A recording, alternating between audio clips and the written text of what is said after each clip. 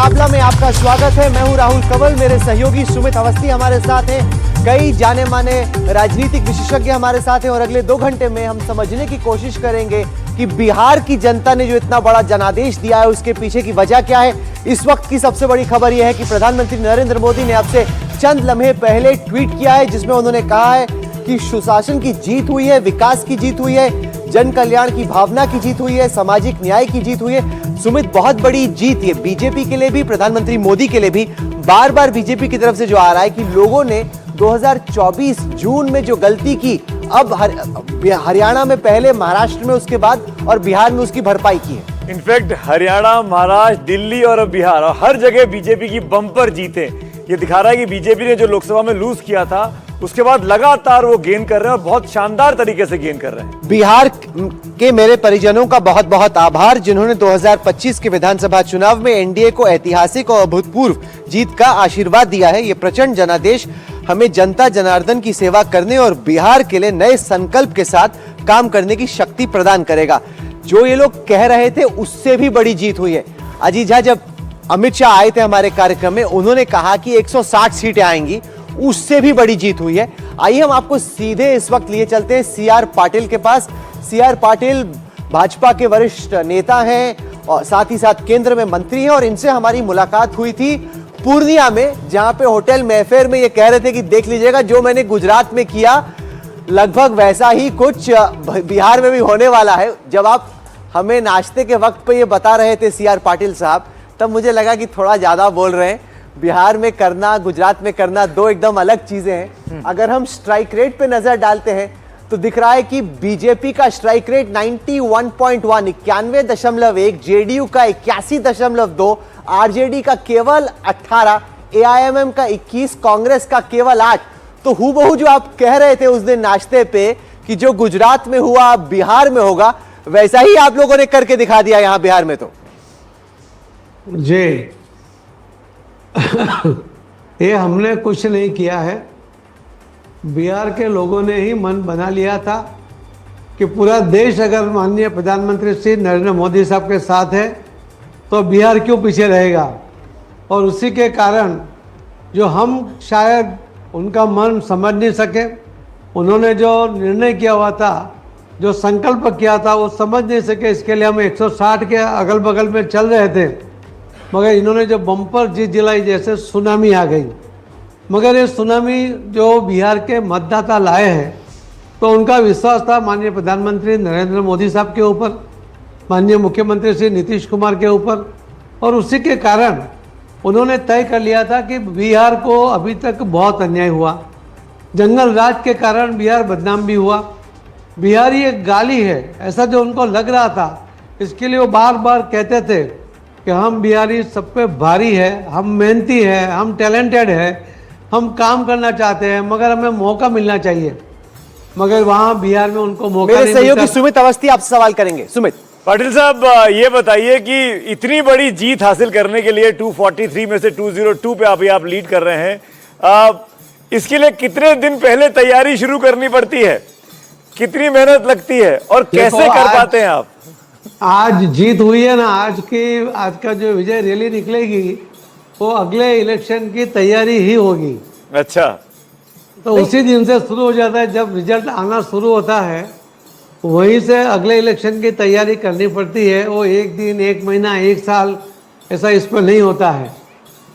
पूरा 5 साल उसके लिए मेहनत करनी पड़ती है। और माननीय प्रधानमंत्री मोदी साहब, श्री अमित भाई शाह साहब जिस तरह से प्लानिंग करके मेहनत करते हैं, मेहनत तो करते हैं सब लोग, और प्लानिंग के आधार पर जो मेहनत करते हैं उसका परिणाम ये हमें आज बिहार में देखने को मिल रहा है। पाटिल साहब, एक सवाल और लेने का मन कर रहा मेरा आपसे। बीजेपी सबसे बड़ी पार्टी है, 91% का स्ट्राइक रेट, 92 सीटें जीतती हुई दिखाई दे रही है।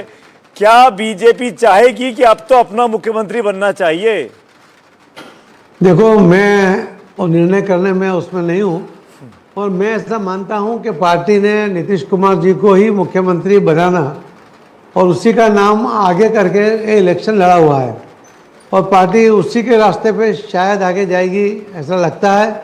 और बिहार के लोग भी यही चाहते हैं, और माननीय प्रधानमंत्री मोदी साहब का और जी नीतीश कुमार जी का जिस तरह से एक दूसरे के प्रति संबंध है, एक प्रेम है, एक भावना है, एक विश्वास है, और जिस तरह नीतीश कुमार जी सुशासन की बात करते हैं, उन्होंने 20 साल में कभी उनके ऊपर कोई करप्शन का आक्षेप नहीं लगा।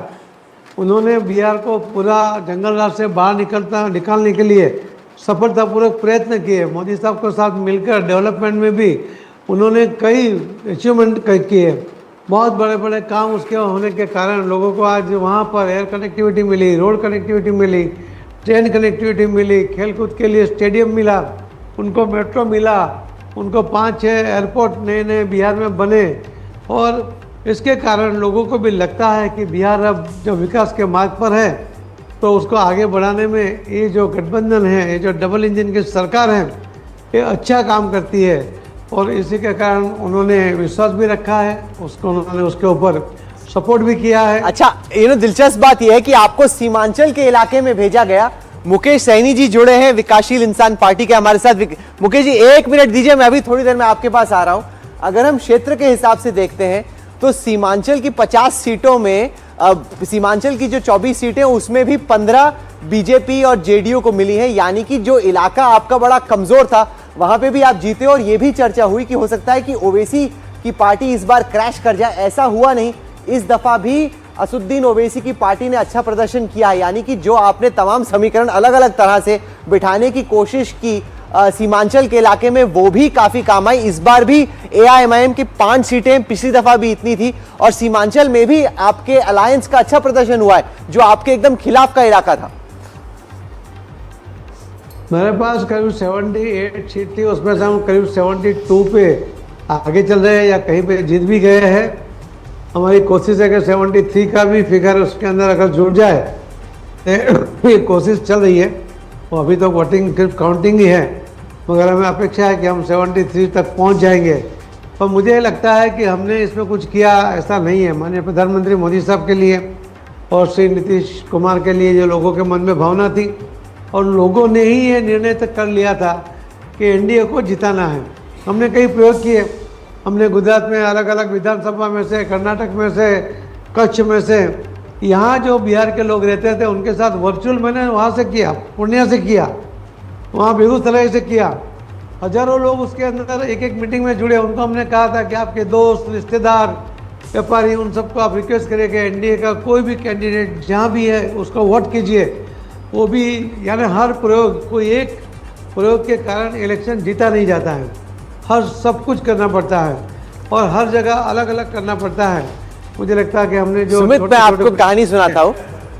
हम लोग लौटे दिन भर कैंपेन देखने के बाद, ये सीआर पाटिल साहब की मीटिंग चल रही थी। उसके बाद हम लोग डिनर के लिए गए, वापस आए, रात को अब 11:30-12 बज गए थे। तब भी वो अपने टेबल पे अपनी पूरी फौज को बैठा, अलग अलग जो सांसद थे, निशिकांत दुबे थे, अलग अलग जगह से अलग अलग लोग आए हुए थे। सीमांचल का पूरी मीटिंग चल रही थी। 11:30, 12:30, मतलब उसके बाद तो मैं जाके सो गया, लेकिन इनकी मीटिंगों का सिलसिला लगातार चल रहा था। और ये भी एक बहुत बड़ी वजह है कि इतनी बड़ी जेडीयू बीजेपी की जीत हुई है। सीआर पाटिल साहब, शुभकामनाएं, बहुत बहुत धन्यवाद, आप हमारे साथ जुड़े। अब हम चलते हैं मुकेश साहनी जी के पास, विकासशील इंसान पार्टी के हैं। बड़ी बातें हुई कि किस तरीके से मल्ला वोट जुड़ेगा इस दफा मुस्लिम यादव वोट के साथ, लेकिन ऐसा होता हुआ दिखा नहीं।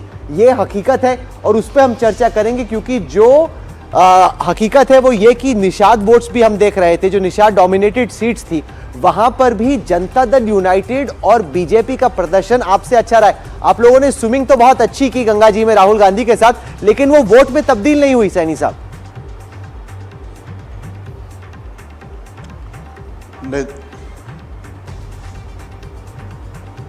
हेलो सर, आवाज आ रही है? आवाज, हेलो, नहीं सर, मुझे तो आपकी आवाज, बिहार की जनता की आपको आवाज सुनाई पड़ रही है कि नहीं मुझे नहीं पता, लेकिन हमारे स्टूडियो की आवाज आ रही है कि नहीं मुकेश सैनी जी आपको? जी हाँ आ रही है अभी आवाज आपकी। अच्छा, मैं कह रहा हूं कि आपकी वो तैरती हुई रील तो बड़ी वायरल हुई, लेकिन जहां पे वायरलिटी चाहिए थी वोटरों के बीच में, वहां पे वायरलिटी बड़ी कम थी। ऐसी क्या वजह रही? नहीं, देखिए, ये तो सबके सामने में है। 200 प्लस के साथ एनडीए का सरकार बनने के लिए जा रहा है, और इसके लिए मैं मोदी जी को, नीतीश जी को मैं बधाई देता हूं और जनादेश को सम्मान करता हूं। और इसमें जो हम लोगों को अभी आने वाले समय में इस पर रिसर्च करेंगे कि आखिर ऐसा कैसा हुआ है। आज कुछ भी बोल देना सही नहीं होगा, लेकिन फर्स्ट दृष्टिकोण से, क्योंकि मैं राज्य का नागरिक हूँ, राज्य में 11 साल से काम कर रहा हूँ, इस सब चीज़ से मैं अगर एक चीज़ देख रहा हूँ, पहला दृष्टिकोण ये दिख रहा है कि मोदी जी के भाषा में रेवड़ी बांट के सरकार बनाना, तो वही अभी हमें देखने के लिए मिल रहा है कि 10,000 रुपया 20 चुनाव में 1.5 करोड़ माता बहन के खाते में, 1.5 करोड़ लोगों को माता बहन के खाते में पैसा जाना और उनको बताना कि हम 2 लाख रुपया देंगे, 10,000 रुपया अभी दे रहे हैं और 1,90,000 रुपया हमारी सरकार बनने के बाद देंगे। तो ये देखकर, क्योंकि बिहार में गरीबी है, लाचारी है, परेशानी है, तो इसको देखते हुए लोगों ने मन बना के, माता बहन ने, और भरपूर वोटिंग उनके पक्ष में किए हैं। ऐसा अभी भी 50% वोट मोदी जी क्रॉस नहीं किए या एनडीए ने क्रॉस नहीं किया। अभी भी राज्य में एक बड़ा तबका जो है, नहीं, पर ये एक वजूद की लड़ाई थी, मुकेश सहनी के लिए थी, और आपके दावे थे कि जहां पे आप जाएंगे मल्ला वोट, निषाद वोट वहां पे आ जाएगा। सी वोटर का आंकलन मैं आपको दिखा रहा हूं, 23 ऐसी सीटें आइडेंटिफाई हुई। एक सेकंड मेरी बात सुन लीजिए, जहां पे निषाद वोटर्स कम से कम 15% से ज्यादा है, वहां पे इस वक्त के आंकड़े ये बता रहे हैं कि 23 में से 22 सीटें यानी 95.7% स्ट्राइक रेट तो एनडीए का है। आपके अलायंस का स्ट्राइक रेट केवल 1/22 है, केवल 4.6%। आप तो जो इतने बड़े बड़े दावे कर रहे थे, बातें कर रहे थे कि ये Mallah vote, son of Mallah vote decisive होगा, वो तो कुछ हुआ ही नहीं सर। देखिए, मैं दावा हमेशा करते आया हूं कि मेरे पास 6-7% वोट है, पोलिंग कैपेसिटी 6-7% है, और 6-7% अभी भी मेरे साथ है। रहा सरकार बनाने के लिए 42-45% की जरूरी है, और इतना वोट निश्चित तौर पे मेरे पास नहीं है। अगर इतना 45% वोट होता तो मैं अकेले चुनाव लड़ता, मैं गठबंधन में क्यों चुनाव लड़ता। रहा कि मेरे पास 6-7% वोट आज भी है, कल भी रहने वाला है। जब तक अपने लोगों के अधिकार के लिए मैं लड़ाई लड़ते रहूंगा, तब तक ये वोट मेरे साथ है और आगे भी रहेंगे। सुमित अवस्थी आप सवाल करना चाहते हैं? आकर सुमित, राज्य में पैसा बांटकर, मुकेश जो भाई, काम पहले दबंग लोग जो है रात के अंधेरे में जाते थे और गांव में पैसा बांटकर वोट ले लेते थे और चुनाव जीत जाते थे, वो काम अगर दिन के उजाला में ये आप जनता के नागरिक के, राज्य के नागरिक के मुकेश जी, चुनाव खत्म हो गया, इस तरह की शिकायतें आप चुनाव आयोग को कर सकते थे।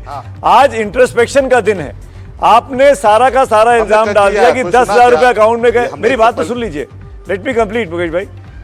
10,000 रुपए अकाउंट में डाल दिया, इसलिए एनडीए ये चुनाव जीत गया। पर क्या आपको लगता नहीं है कि आपने जिस तरीके से आपने खुद ने अपने आप को अनाउंस कर दिया कि मैं डिप्टी सीएम होऊंगा, मुझे डिप्टी सीएमशिप चाहिए, आपने जिद पकड़ ली थी, प्रेस कॉन्फ्रेंस को 2 बार 3 बार डिले करना पड़ा जिस दिन अनाउंसमेंट हो रहा था, आपको लगता नहीं कि वहां आपकी जो हठधर्मिता थी उसने पूरे अलायंस की यूनिटी पर असर डाला? नहीं, ये सब कोई बात नहीं है, ये सब अभी परसेप्शन कुछ भी बनाइए, ये सब पे मैंने नहीं रखता। ये एनडीए का पार्ट 2020 में मैं भी था, और एनडीए आप देखें कि 125 पुराने में बहुत उसको पसीना छूट रहा था, ठीक है। तो उस समय में भी एनडीए नीतीश कुमार जी भी थे। तो आप 5 साल में नीतीश जी क्या ही कर दिए हैं, बिहार में क्या ही बदलाव कर दिए, क्या ही फैक्ट्री लगा दिए हैं। और रहा कि मेरे फेस पे अगर चुनाव होना है, अगर मेरे पास वोट है, नीतीश कुमार की पार्टी 43 से बढ़कर 84 पर पहुंच गई है, चुनाव में गए उल्टा, और विकासशील इंसान पार्टी 0 पर आ गई है। ये कर दिया नीतीश कुमार ने 5 साल की। ठीक है, उनको शुभकामना देते हैं, जनता ने उनको वोट दिया, उनको शुभकामना देते हैं, बधाई देते हैं। ये जय मृग आपसे सवाल करना चाहते हैं। जय, एक चुनाव अकेले लड़ा हुआ है, उसमें आपका 2.57 2.5% के आसपास वोट है। तो मैं मानता हूं 6 आपका एम्बिशन है, आपकी मनोकामना है कि आपका 6% वोट है। दूसरी बात, आपके नाम के उप मुख्यमंत्री पद के लिए घोषणा के बाद भी वो 2.5, 5, 6 या 7 नहीं बना।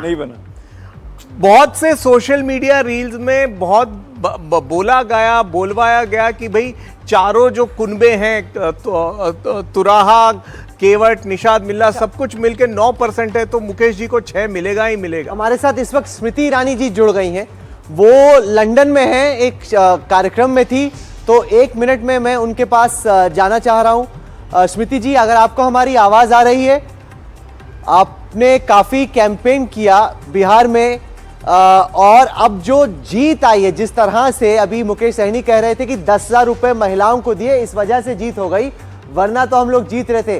गठबंधन केवल 32 सीटों पे है, एनडीए 205। विपक्ष जो ये आरोप लगा रहा है कि एक तरीके से चुनाव खरीद लिया गया 10,000 रुपए देके, इस पर आपका क्या जवाब है विपक्षी पार्टियों को? स्मृति जी, स्वागत है आपका। विपक्षी पार्टियों को आज जवाब स्वयं बिहार की जनता ने दिया है। वो विपक्ष के नेता जो इस प्रकार की तोहमत लगाते हैं बिहार की महिलाओं पर, वो अपमान करते हैं बिहार की 1,30,00,000 उन बहनों का जो अपनी मेहनत के बल पर अपने परिवार का सृजन करती हैं, अपने परिवार का पालन पोषण करती हैं। ये जितने भी गठबंधन के नेता विपक्ष के कटाक्ष करते हैं, टिप्पणी करते हैं, और वो भी अभद्र टिप्पणी करते हैं, असंवैधानिक टिप्पणी करते हैं आज के परिणाम पर, वो कहीं ना कहीं तौहीन करते हैं 76 लाख बिहार के किसान भाइयों का जो प्रधानमंत्री कृषि सम्मान निधि से जुड़े हुए हैं। इनफैक्ट आज 8,70,00,000 वो नागरिक जो प्रधानमंत्री जी के सानिध्य में पौष्टिक आहार पाते हैं, ये उनका भी अपमान है। मुझे लगता है ऐसा कोई पैतरा बचा नहीं था जो विपक्षी पार्टियों ने इस चुनाव में इस्तेमाल नहीं किया। आज राहुल जी, ये परिणाम विकास की जीत है, उन लोगों की हार है जो हमारे इस प्रदेश को जाति के आधार पर बांटने का भरसक प्रयास करते रहे। आज हार उन लोगों की है जिन्होंने हमारी संवैधानिक प्रक्रिया पर, चुनाव आयोग पर प्रश्न चिन्ह लगाया। आज न सिर्फ बिहार के वोटर के लिए अभिनंदन का दिन है, चुनाव आयोग के प्रति आभार व्यक्त करने का दिन है, जिन्होंने इतनी जिल्लत के बावजूद अपने कार्य को बखूबी, अपने कर्तव्य को बखूबी निभाया। लेकिन आज सबसे ज्यादा अगर अभिनंदन है तो उस नेतृत्व का जिन्होंने विकास को एक नए स्वरूप में बिहार में परिभाषित किया, नीतीश जी को और विशेषतः प्रधानमंत्री मोदी को मेरी ओर से इस इतिहास को गढ़ने के लिए बहुत बहुत अभिनंदन, बहुत बहुत